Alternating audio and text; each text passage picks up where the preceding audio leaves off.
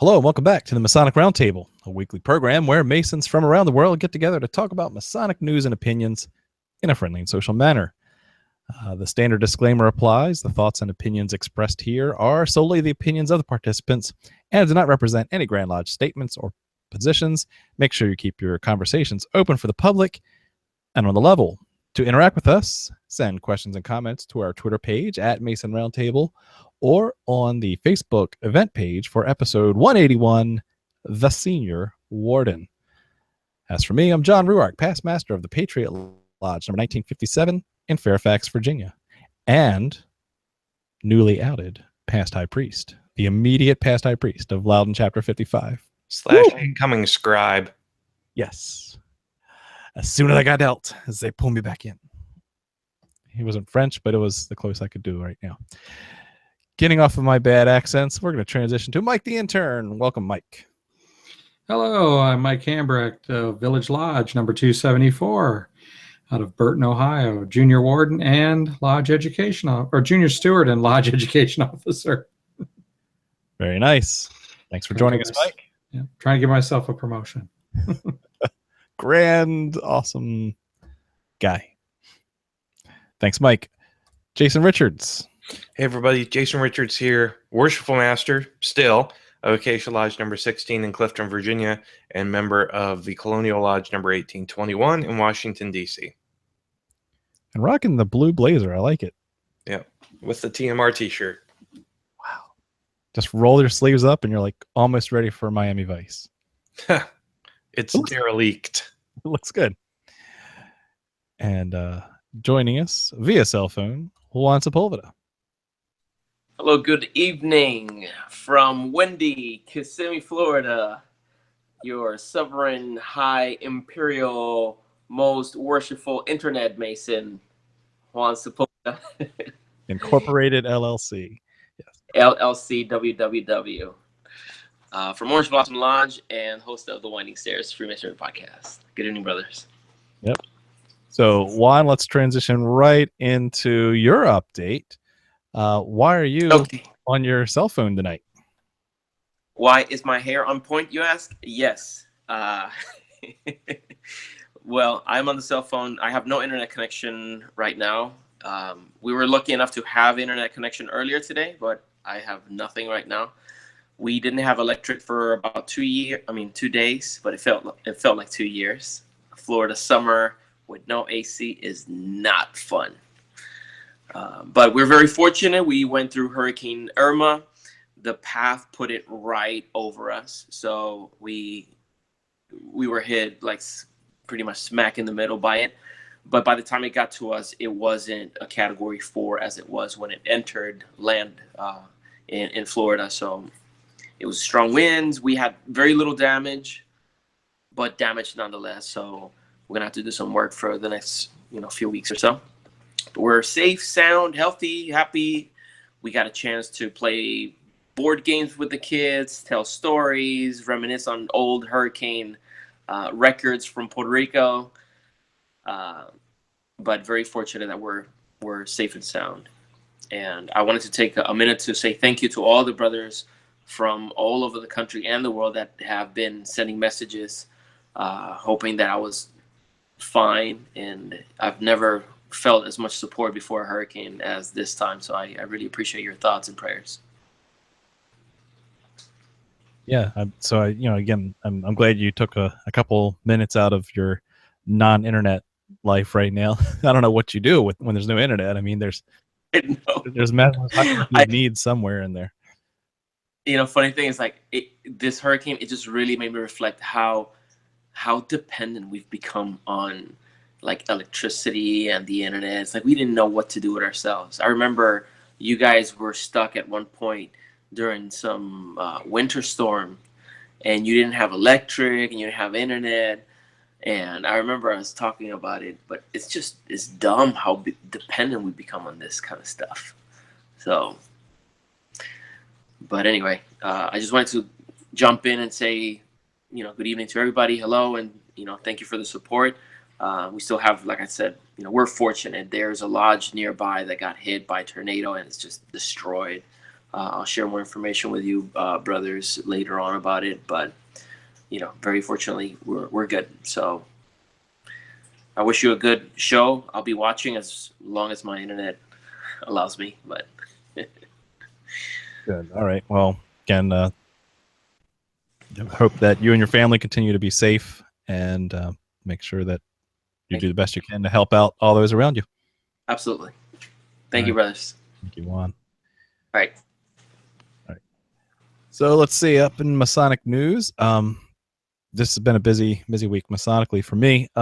Went out to, as mentioned last week, the Masonic Society Conference in Lexington, Kentucky, and just a quick out brief on that. Had a blast. Had one of the best conferences I've been to. Was really fascinating, and not only because I could, get out there and talk, and I love to talk.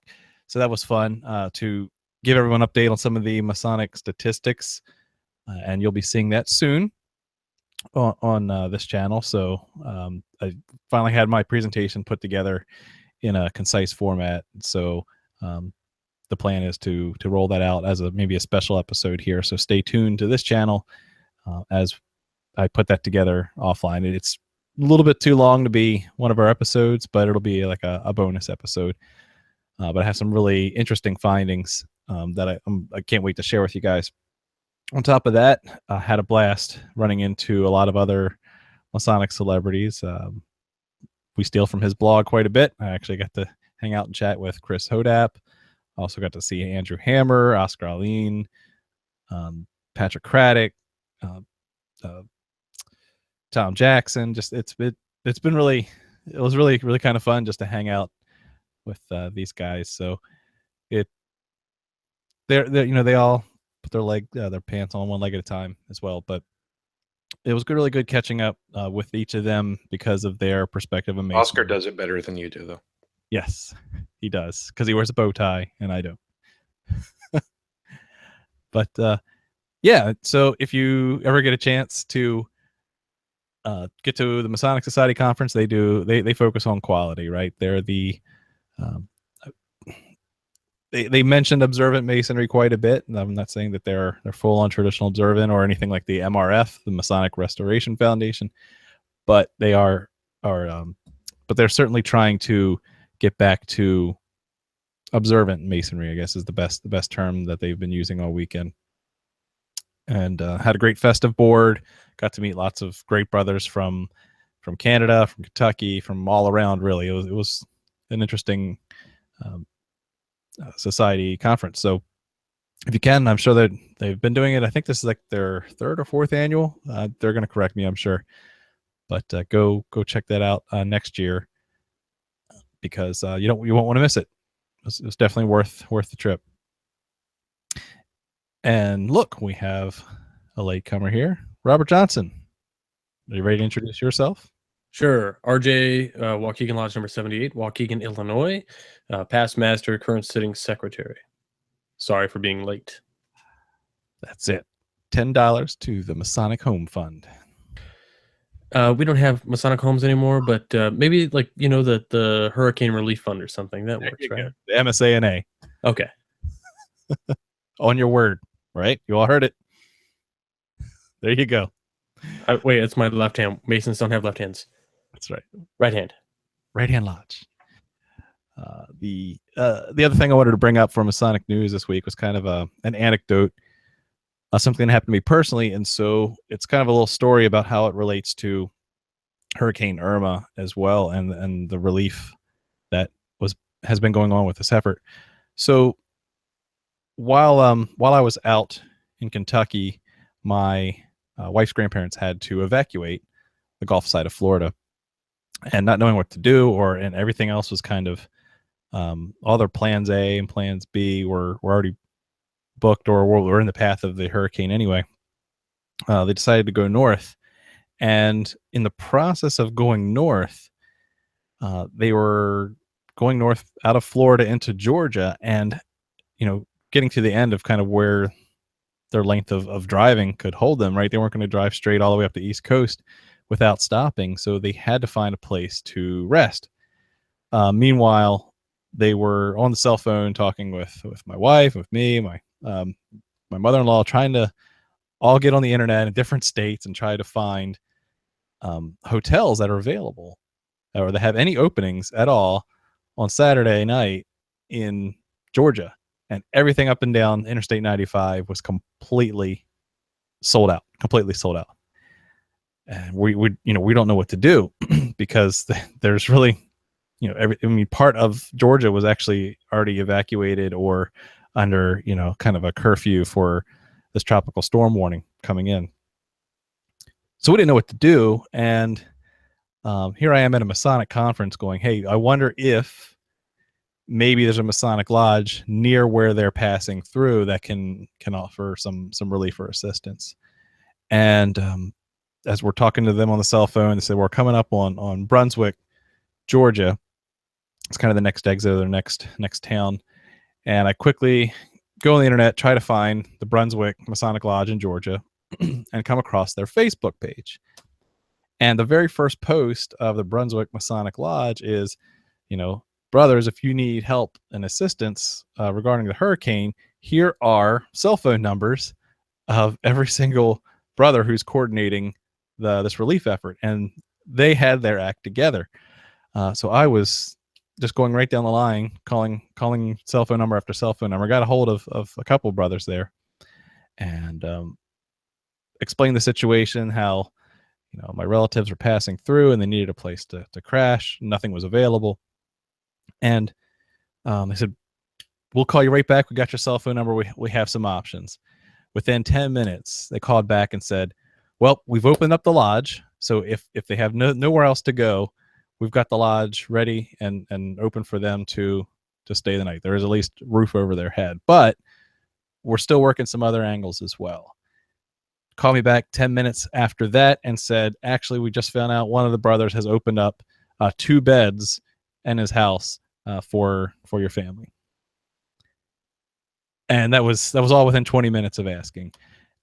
Didn't know me from anybody. I mean, of course, I introduced myself as a brother, but you could tell that was very inconsequential to what they were planning to do. And unfortunately, by that time, we had found some hotels all the way almost into South Carolina that were available, that they were willing to drive to. But the immediate relief of these brothers for the people affected by this hurricane was just outstanding, and they were very well organized, very willing to help, and very willing to bend over backwards to accommodate. And so I definitely give a personal shout out to these guys who don't even really know how they impacted me, and really, well, I put the fraternity to the test, right, that night, and boy, they aced it with shining stars. So I thought that was just a neat little anecdote to share with you guys of how our fraternity really does step up and take care of others as well as our own. That is absolutely awesome. Yep, out of the blue. Good news story for Georgia making. Yeah, I got to hand it to these brothers. They're in it to win it. So good job. If you want to send a message to the Facebook page for the Brunswick Lodge in Georgia, I can't remember the lodge number, but you can find it. These guys are awesome. Okay, let's get into the topic for tonight, which is the senior warden. Remember, this is part 2 of a 3-part series on the officers of the lodge, especially the senior stationed officers, and what their roles, responsibilities, duties, and other expectations are. I think I said responsibilities twice because they're very responsible. As before, we'll kind of go around and see what is kind of common in each jurisdiction. And I'll start with Mike Hambrecht, Mike the intern, on what are some of the written duties of the senior warden and what they're supposed to do. Okay. So, in Ohio, we've got quite a nice list here of their duties. They have, in addition to their assigned lectures and charges. They should be able to open and close and conduct all degrees because they, in the absence of the worshipful master, he is to govern the lodge. Financial duties, according to this, is that he should also be the lodge's finance officer. He should serve on, but not necessarily be the chairman of the finance committee. He should also consult with the worshipful master and secretary on budgeting for the various activities so that he can handle all that. His social duties, he should serve as the chairman of special Masonic functions committee to handle such events as St. John's Day, District Day, 50-year dinners, etc. He should also, at this point, be preparing to be worshipful master, is what it says here. I mean, it covers planning his lodge program, selecting his appointed officers, things like that. Getting that all kind of worked out long before his election. It even tells here that he should be giving the Leo opportunities at each stated meeting to present a program. And even as I was looking for this, I actually had found what their assignment of ritualistic duties were. Like for the Fellowcraft degree, it's his job to confer the degree. It's also either his or the senior steward's job to conduct examinations for the Fellowcraft degree. Now, for the Master Mason degree, he really doesn't have much there, or for the Entered Apprentice, the senior warden doesn't. Other than to serve as backup for the worshipful master. So, You did say he is very busy with the Fellowcraft degree, right? Yes, yeah, because he has to confer the degree and do the G lecture as well. So, yeah. Okay, Robert, how about in Illinois? Is it similar, different? Well, seeing as how Illinois likes to copy Ohio, it's pretty similar. Our guide for officer advancement says, it shall be the duty of the senior warden to look well to the west and to serve as an assistant to the worshipful master in the government of the lodge. It should be for him a year of planning, keeping in mind that a primary duty upon reaching the master's chair is to, quote unquote, to set the craft to work and give them proper instruction. The obligations of a senior warden are the following: to comply with all elements of the charge given when installed, so to take care of all the things that he asks you and you do your head nods to, when you're getting installed as a senior warden. Be able to open and close and confer all degrees. Know the business of the lodge and have a knowledge of all committee work, candidates in process, and coming events. Help secure instructions for the candidates. Have a knowledge of the finances of the lodge. Have a reasonable knowledge of the codes which relate to proper discussions, lodge procedure, lodge jurisdictions, Masonic conduct, authority of the master, etc. Number 7 says, observe the various brethren who would best fulfill the duties of a line officer. As next year he must appoint new officers, he should consider if A, the selected brother has the time to devote 8 years of sincere application to the lodge. 8 years? 8 years. But why 8 years? Well, because we go worshipful master, senior warden, junior warden, senior deacon, junior deacon, senior steward, junior steward, and then the first year is basically hanging out. So they could a progressive line. Oh yeah. Does his family support him in his endeavor? Will the appointment conflict with his job? Has he initiative and good personality? Is he capable of memorizing and presenting the work and lectures? And will he develop into a leader, which is underlined? Now, this all assumes the person who is becoming the senior warden somebody else looked at him and saw all of these as affirmatives, which we all know is not the case and rarely happens. But largely, this is very much in line with Ohio. Not a whole lot of stipulation or I would say mandatory things he must be, connected to. Like he's not, just concrete assigned to the financial committee. He should have a working knowledge of all things.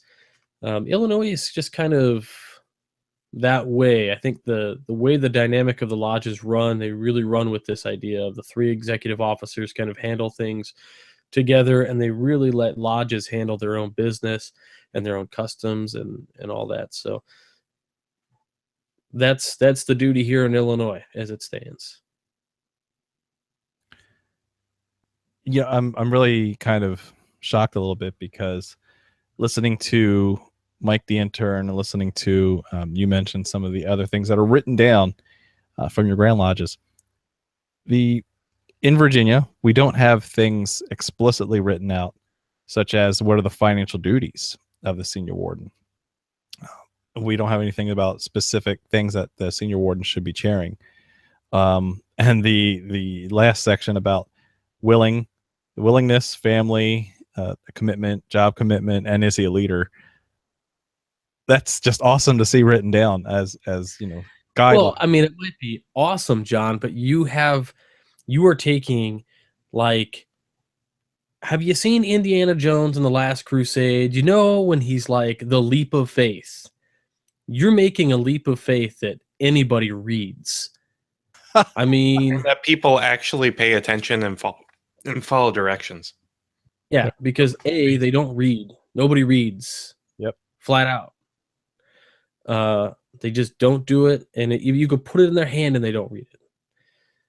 And then what Jason just said, like, they're not following direct. There are some guys out there who do, but 90% of the lodges, you can make mention of the lodge here in Illinois. I can say, as a DDGM, I'll go out and I'll go, hey, like, you guys just elected officers. This is great. My gift to you guys is, let me give you guys a set of, have you seen these books? Lodge Officer Advancement? No, what's that, new?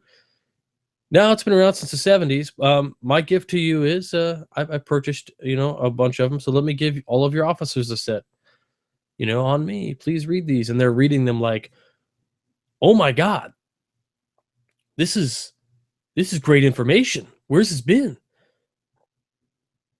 Well, let's just say previous generations don't value that stuff as much as we do. Mm-hmm. Well said. All right, there, worshipful Jason Richards. What are the duties in Virginia for the senior warden? So they really come down, and I'm condensing this quite a bit. They really come down to running the lodge in the absence of the worshipful master and being the worshipful master's right-hand man, and planning your own year in the East. Because we all love the progressive line in Virginia. Because if you made it to senior warden, you're going to make it to worshipful master, unless you're in like Patriot Lodge or, one of those other apostate lodges. Down with progressive lines. Yeah. So as part of that planning, the senior warden has to get his warden's certificate, which is how he shows his proficiency in the lodge ritual. And if the senior warden is particularly adept at ritual, he can actually opt to get it in his junior warden year, because they run for 3 years, or at least they're good for 3 years.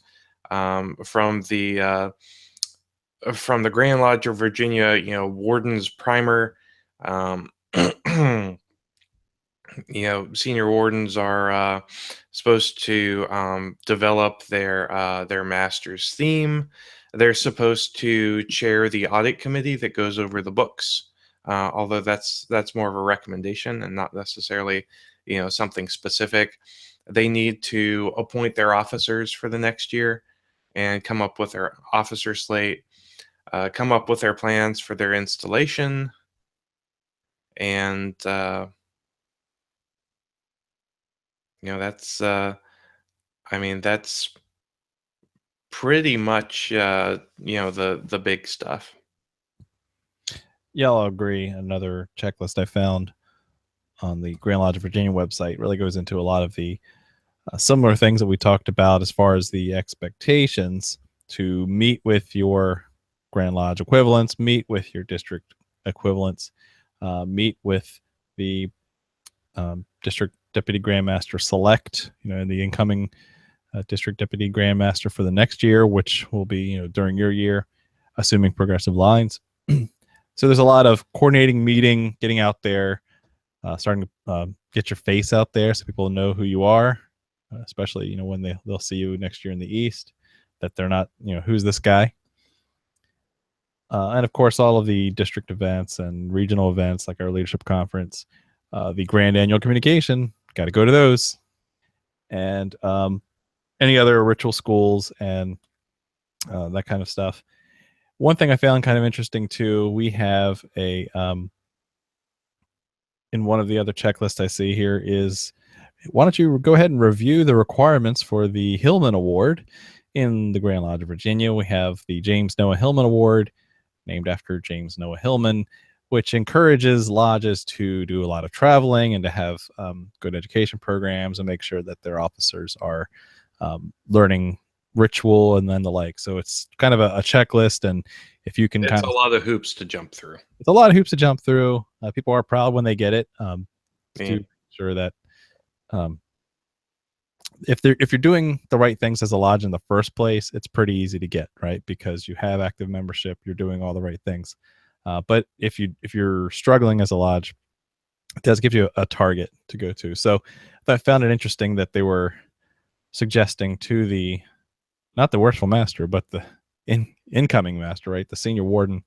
Hey, why don't you go ahead and look at this checklist of things you should be doing to help. Or you could be my senior warden, and I basically put him in charge of it this year. Of the Hillman altogether. Yeah. There you I'm go. like, you're keeping the tallies, and you're going to keep me informed of how we're doing so far. I kind of like that, because he's going to be thinking about that next year because he's already had that experience this year. That's pretty smart. And I did that last year for our worshipful master. Mm-hmm. That's a good tradition. And we got that freaking Hillman, man. Might not get it this year, but we got it last year. Good. Now, given all of that, are there any other things that are kind of expected or any additional things? Because I find it interesting with some of your other jurisdictions talking about how we heard from some of the listeners last week, junior warden doing the EA degree and senior warden doing the fellowcraft degree. We really don't have that tradition as such in Virginia. I mean, it might be on a lodge by lodge basis, but I find that to be very common in other jurisdictions. What say you, Mike or RJ? Well, in Ohio, at least for my experience so far, it's really just been, those are suggested, because so far I haven't seen, like for an EA, the junior warden actually do the degree. It's been the worshipful master has been doing that, same as all the other degrees. And honestly, it's kind of like the guy who has been doing the lecture for years and knows it is the guy who steps in and does the lectures and charges. We have a guy who for the EA charge, he never comes to lodge except for when we have an EA degree, and he does the charge. And I mean, I'll be honest with you, the man does it awesomely. So there's no reason we shouldn't have him, but he's just, he doesn't come to lodge other than to do that, at least not that I've seen. But but I mean, even in the other lodges I've gone to, that's been exactly the same thing. The worshipful master has been doing it, and whoever was good at any of the other jobs, lectures, charges, has just done them. So. Here in Illinois, not a whole lot of excuse me, I didn't want to cough into the mic. Not a whole lot of tradition per se, but what we do have is are written down, I should say, other than what's in the manual, but we do have some tradition in some lodges that will say, the senior warden will do all of the second degrees. The master does all the thirds, and the junior does all the first degrees. I've seen that done, and largely, we also had this like interesting. I don't know if you guys have this in your jurisdictions, or you've seen this in your lodge, or maybe you go digging through the cellar at your lodge and you find these old cards, and it's like a suggested order of learning, so that you know every single part and every single lecture by the time you're done being master. It's really interesting. What we have is, like it'll say,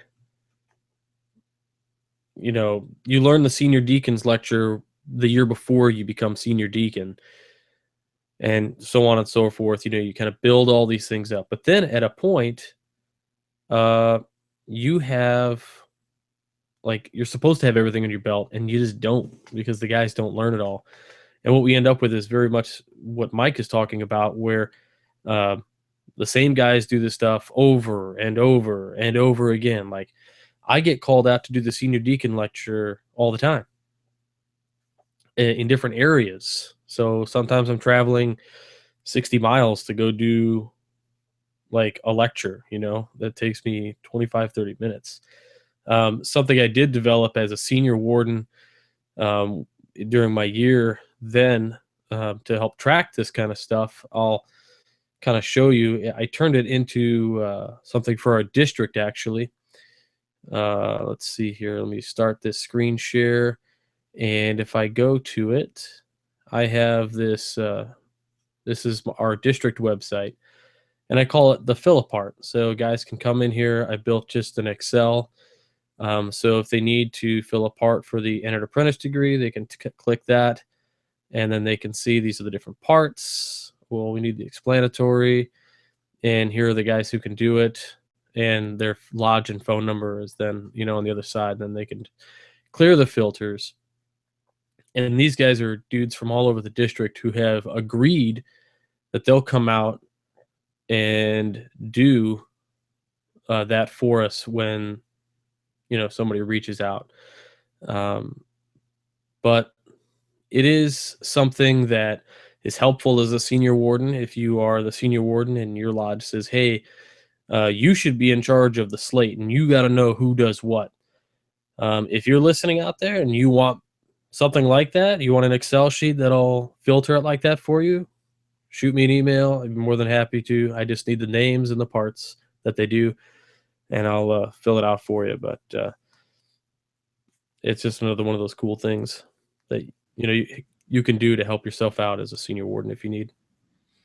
You had me at Slicers. Oh, I love Slicers. Is the stuff, man.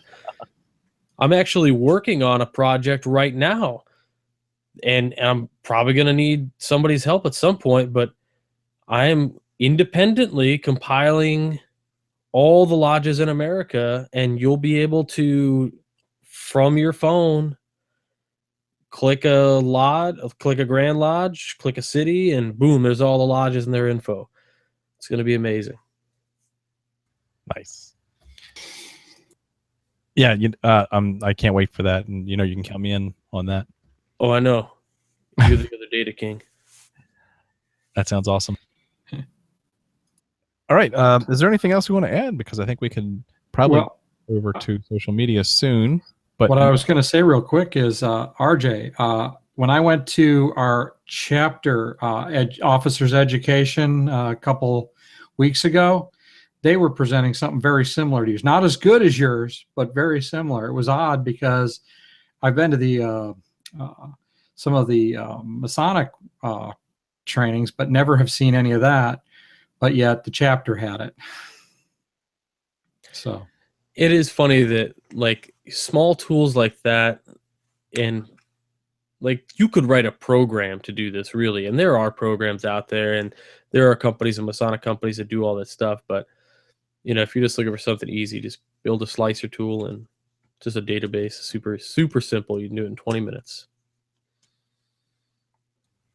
Great. There have been some good discussions as well on what's going on in other brothers jurisdictions. So Jason, fill us in on social media. All right. Let's see. Everybody's happy that the one is safe. So yay. Hurricanes suck. Brother Tony Walsh says, I'm responsible for the second degree ritual and traveling around and in and out of the Suffolk Masonic District.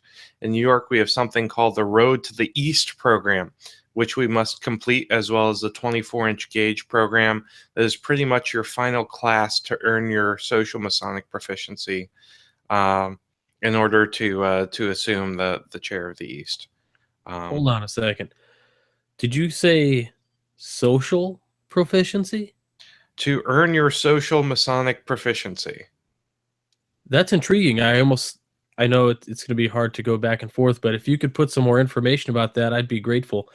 It sounds like maybe you guys are required to get out and travel a little bit, which is probably a good idea. That's awesome. No, that's kind of awesome. I would be interested to hear a little bit more about that as well.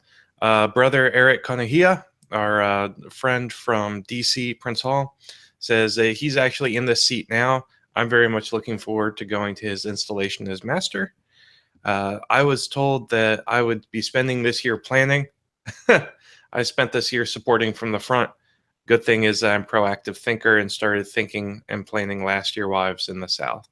When it says that in the absence of the worshipful master, the senior warden will preside, I've done everything from degrees to funerals to opening and closing the lodge and presiding over a stated communication.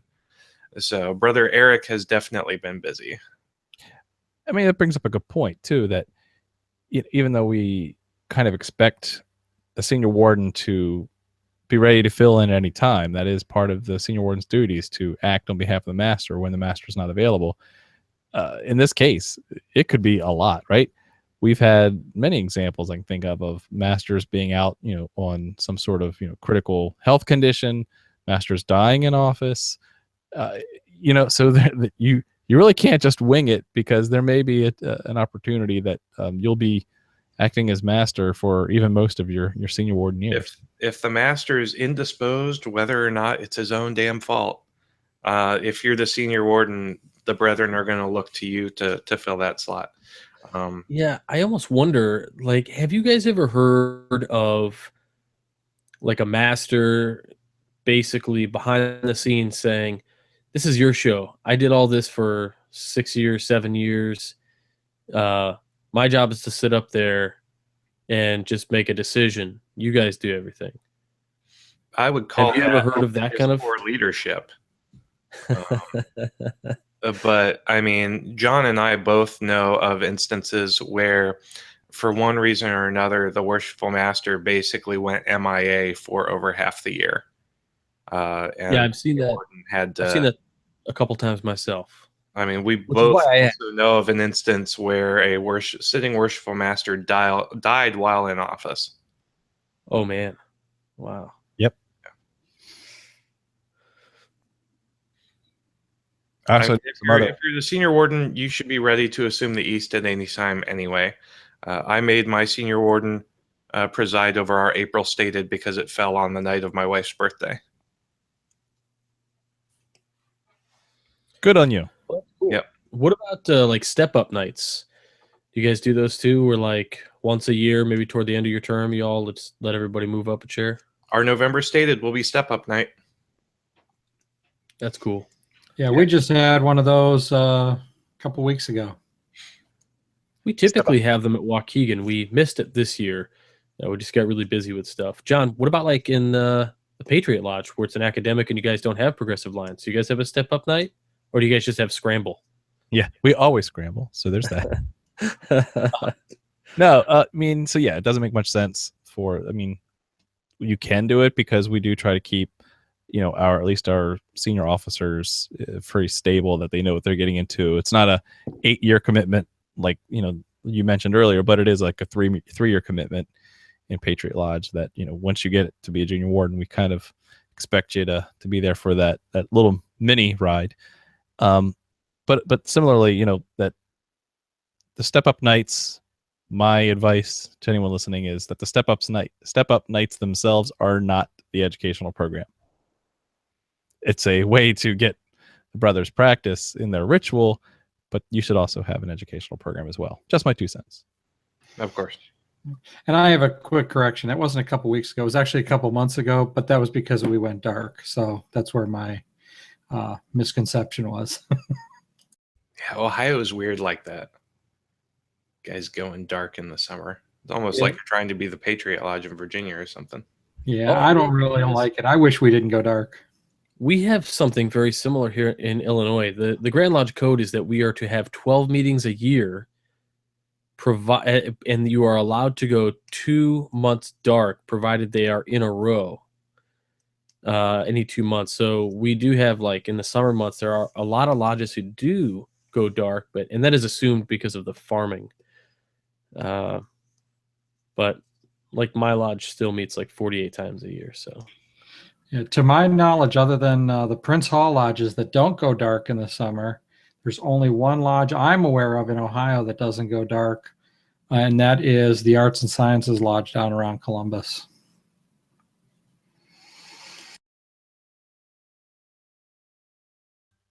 Okay, what else do we have there, Jason? Those are the most salient posts at this point. So I think we can move to final thoughts and shameless plugs. Final thoughts. Okay, let's go back around. Robert Johnson, what say you? Well, at this point, if you're coming into the game and you're going to be senior warden, you have likely taken one of 2 paths. You either started out as a junior steward and have worked hard, and you've washed dishes and planned pancake breakfasts, and you're about to assume the senior warden's chair, or already there, or whatever the case may be. Or you were raised last week and you are going to assume the senior warden position, because that happens all the time. In either case, just understand that you do have an expectation. And to this, I'm going to throw a plug out there for Michael Pohl's book, Measured Expectations. That book actually is very, very good. It's like $7 on Kindle, and it talks a lot about the expectations, not just of people coming into the fraternity, but there are parts of that book that also speak to what to expect and what you should be doing when you are, an officer of the lodge. So you should be expected to know certain things and to be responsible for certain things, and know that if you have a great working relationship with your worshipful master, which I can only hope you do. In my case, I did, because the master before me and the master after me, we were together for 8 years working through this together. So we had a great working relationship and we were all friends. I understand that doesn't always happen, and that's unfortunate, especially when communications suffer that way. And if you've got bad communication between the two of you, there may be more instances where you need to step up and be the senior warden or the senior warden / worshipful master. And there may be times also where you need to be aware that there are people out there who are not going to go to the master because they might have a problem with him, and they're going to come to you instead, or they're going to ask you to bring something before the lodge, or whatever the case may be. So just be prepared for all of that. And if you've already been a senior warden, you hopefully were successful and went on to rule your lodge with an iron fist. Very nice. Okay. Mike, the intern. I know you have not been a senior warden yet. No, I have not. And but from just observation, one of the things I would suggest is obviously make sure you have looked at the officer's manual. Make sure that we have for Ohio. If your jurisdiction has that, do that. I've gotten recently. I got a couple books from Kindle. One called the Lodge Officer's Handbook, and another called Our Stations and Places.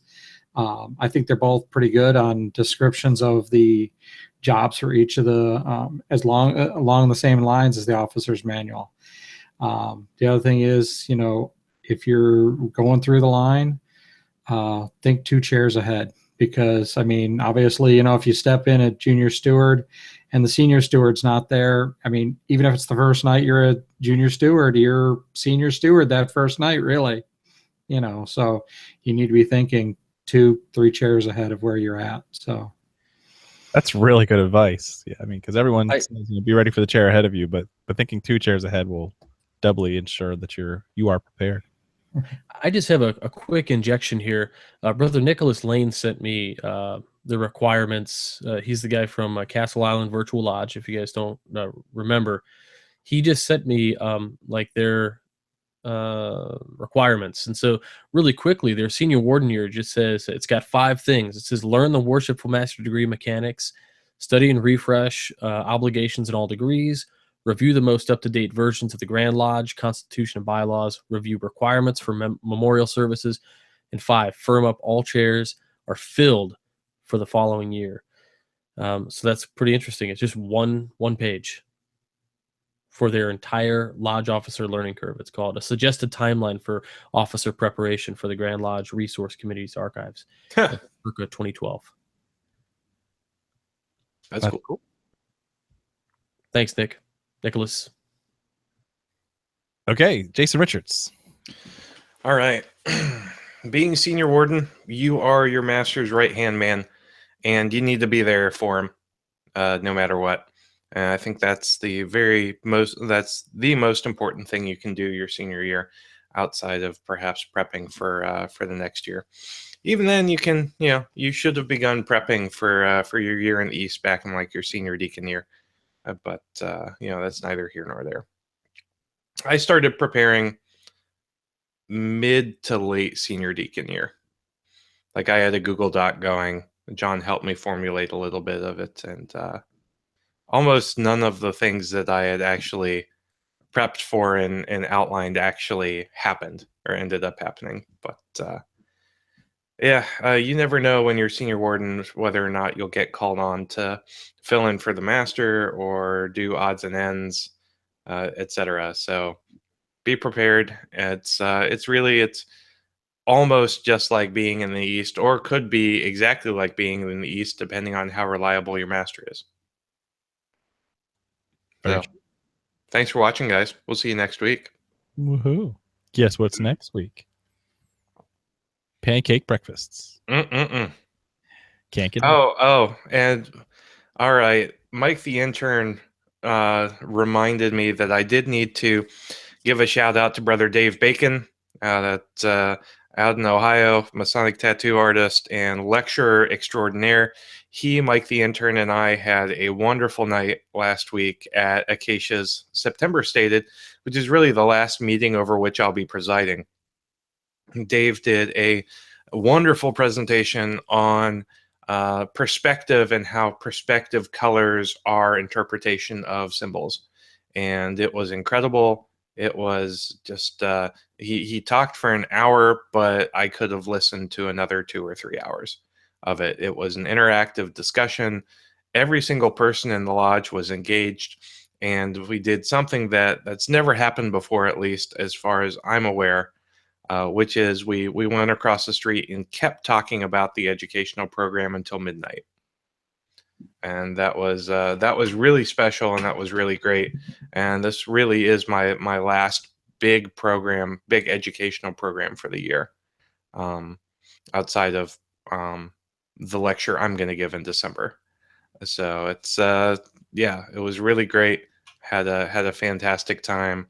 Brother Dave's going to come on the show at some point, but we'll schedule that at some point soon. So thanks, Dave. Had a great time with you. And I know all the members of the lodge just absolutely love your program. If you haven't heard Dave speak, he is highly engaging, highly charismatic, and it is a very, very worthwhile way to spend your time in lodge. I'm sure John missed it because he was out of town. And just for those listening, Dave has a presentation coming up, I believe, September 27th at a lodge in North Olmsted, Ohio. I don't know the name, but I remember that's what he mentioned as we were talking on our way home Friday afternoon. And he's totally painting me an apron. Don't tell Juan. You decided to wait until Juan wasn't on the show when you. Yeah. No, I had to drop that bomb while Juan wasn't here. No, I'm kidding. I love you. We're all hoping Juan's battery is depleted right now, so he can't watch the rest of the show. It's a secret.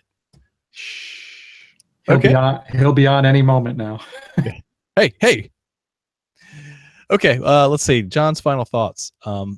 It was alluded to in just a few of the jurisdictions, but it really needs to be explicitly said. And that is, in addition to all of the other events and boards to chair and activities to run, first and foremost, focus on leadership. Be like Eric Onohia, right? We talked about him not, being able to fill in, and that's for a variety of reasons. But you can tell that he definitely took the bull by the horns and took authority. And if you've ever met Eric, he's a very outgoing, outspoken person, and so that does apply. You are going to be a leader of the lodge if you're not already, and so that is another thing that you should be working on in your whole progressive line. If you have one of those, is to work on your people skills as well. That's not explicitly called out in a lot of these checklists, but talking to people, getting to know people, being able to resolve conflicts, that's all good leadership that you're going to have to do. And that is something that I guess many masters are not prepared for. When there's a disagreement on the floor, what do you do? And there is some training for that, but you really don't want to learn by doing. You want to learn by being prepared and focusing on the soft skills and people skills. And again, if you're an extrovert, be more extroverted. If you're an introvert, learn some extroversion, right? That you're going to have to get out there and represent not only yourself, but your lodge. So that's the last thing I'd add for your preparations as senior warden. Guys, it's been great. Look forward to seeing you all next week as we talk about the Worshipful Master. So thank you very much for watching, and keep searching for more light. Have a good night.